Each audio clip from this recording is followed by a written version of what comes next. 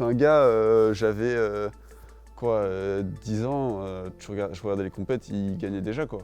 Donc t'es là, je me rappelle, je me mets en face de lui, je me dis ça y est, là je suis contre lui. Ce jour-là, je tombe face à Rod Zilagi, donc c'est un peu la légende de notre sport. On rencontre quand même Zilagi qui est triple champion olympique dans la discipline, donc c'est un peu le GOAT. Alors, il était blessé une bonne partie de la saison, il commençait à remonter en puissance. Et moi c'était franchement un honneur de fou d'être en finale contre lui, donc c'était vraiment un peu l'apogée.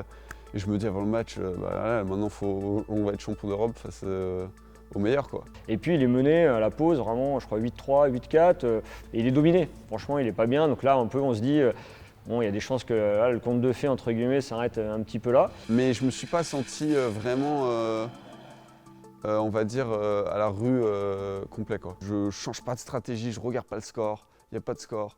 Mais ce qui est fou, c'est que j'ai même pas eu vraiment besoin de me le dire. Et puis voilà, dans le money time, comme on dit, dans les moments où ça compte, si on regarde un peu ses fiches de stats et autres, il perd rarement d'une touche, quoi. Je veux dire, quand ça se joue à très peu, c'est souvent lui qui prend l'ascendant, quoi.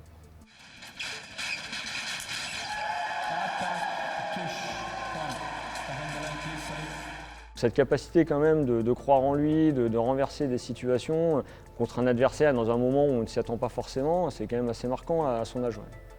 C'est ma première victoire chez les grands, on va dire. En senior, c'est une grosse victoire, c'est quand même une compétition importante sur le circuit. Et puis voilà, tous ces matchs, il y a eu tellement d'émotions en fait.